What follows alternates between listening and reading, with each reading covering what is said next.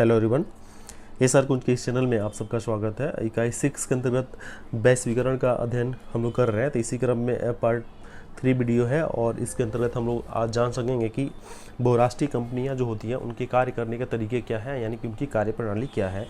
और इसी क्रम में जान सकेंगे कि आउटसोर्सिंग क्या होता है, आउटसोर्सिंग का कंसेप्ट क्या है और ये कंसेप्ट जो है किन चीज़ों से जुड़ा हुआ है। तो सर कुंज पे अगर आप नए हैं तो इसको सब्सक्राइब कर लें और बेल आइकन को भी दबा दें ताकि आपको नोटिफिकेशन समय समय पर मिलता रहे। तो बहुराष्ट्रीय कंपनियां जो होती हैं इसको हम लोग पहले समझ लेते हैं कि बहुराष्ट्रीय कंपनी किसे कहते हैं। वैसी कंपनियां जिनकी शाखाएं जो होती हैं, जिनके ब्रांचेज जो होते हैं एक से अधिक देशों में होते हैं और उत्पादन और प्रबंधन का नियंत्रण उनका होता है, अपना होता है, मतलब जिनका उत्पादन और प्रबंधन पर नियंत्रण होता है, हम ऐसी कंपनी को हम बोलते हैं बहुराष्ट्रीय कंपनियां। जैसे फोर्ड है, पेप्सी है, कोका कोला है, इस तरह की कंपनियां जो आप अक्सर अपने आसपास इनके प्रोडक्ट को देखते हैं, तो ये सारी कंपनियां जो है बहुराष्ट्रीय कंपनियां हैं। अब इन कंपनियों के जो कार्य प्रणाली है इसको हम लोग समझेंगे कि इनके कार्य करने की प्रणाली क्या है, कैसे ये काम करते हैं। तो इनके कार्य करने का एकमात्र उद्देश्य होता है कि कम लागत पर उत्पादन और अधिक से अधिक लाभ कमाना।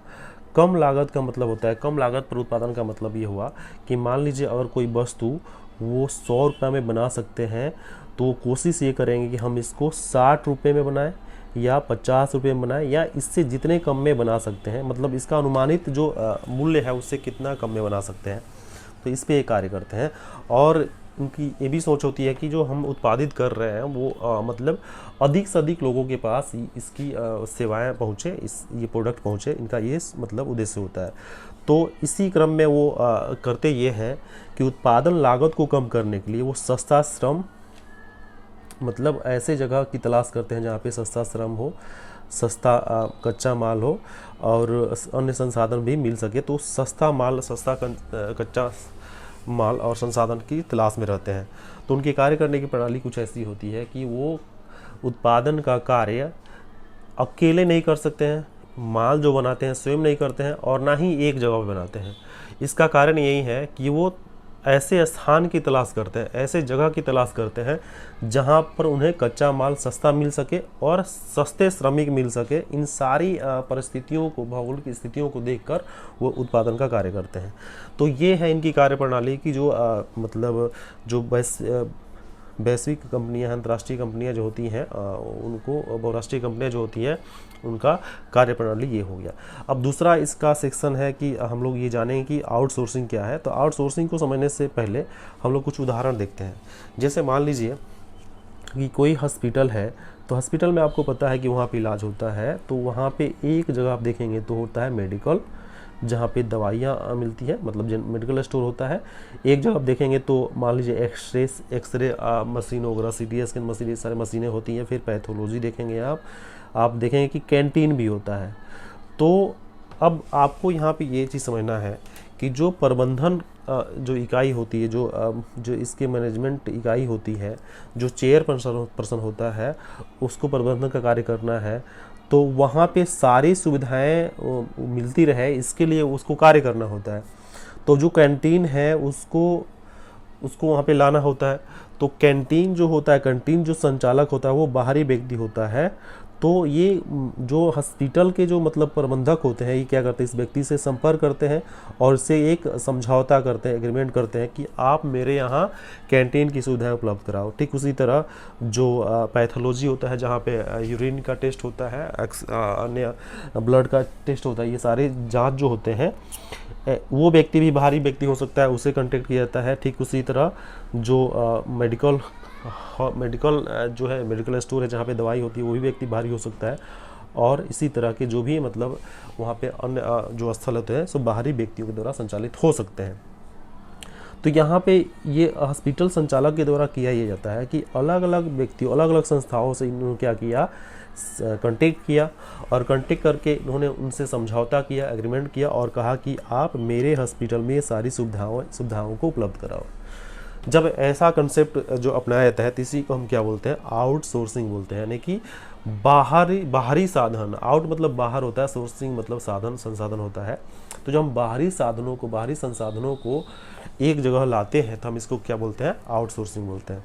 ये कंसेप्ट हम जैसे मान लीजिए कि अभी जो सरदार वल्लभ भाई पटेल की जो मूर्ति बनी थी, तो उसको बनाने वाली कंपनी थी L&T। तो कंपनी जो बनाई, तो उस कंपनी ने उस मूर्ति को बनाया, इतना बड़ा विशाल मूर्ति, तो उसमें जो लोहे लगे हैं, वो लोहे जो प्राप्त किए गए हैं वो चाइना से प्राप्त किए गए हैं। चाइना के किसी कंपनी से संपर्क किया गया, अलग अलग चीज़ें अलग अलग स्रोतों से प्राप्त की गई। तो ये जो भी स्रोत हैं, अलग अलग चीज़, अलग अलग जगहों से जो सामान लाए गए, वस्तुएं लाई गई और अंतिम रूप से ये मूर्ति तैयार की गई। तो यहाँ पे अलग अलग संसाधनों को अलग अलग जगहों से लाया गया। तो ये जो मूल जो कंपनी है L&T, इन्होंने क्या किया, अलग अलग दूसरी कंपनियों से कॉन्टेक्ट करके इस बड़े से कार्य को, एक बड़े से प्रोजेक्ट को पूरा कराया। तो यहाँ भी इस कंसेप्ट को हम क्या बोलेंगे, आउटसोर्सिंग बोलेंगे।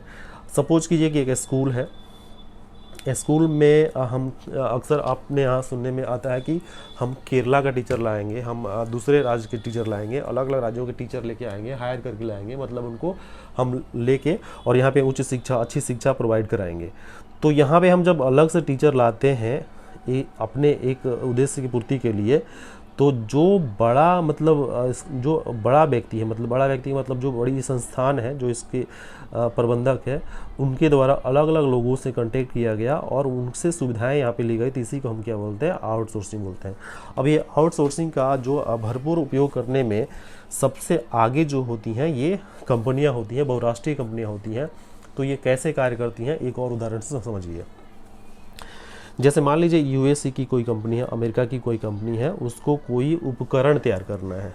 तो उपकरण तैयार करने के क्रम में ये क्या करेंगी कि अपने ही देश के किसी अनुसंधान या विकास केंद्र से ये डिजाइन प्राप्त करेंगे, डिजाइन प्राप्त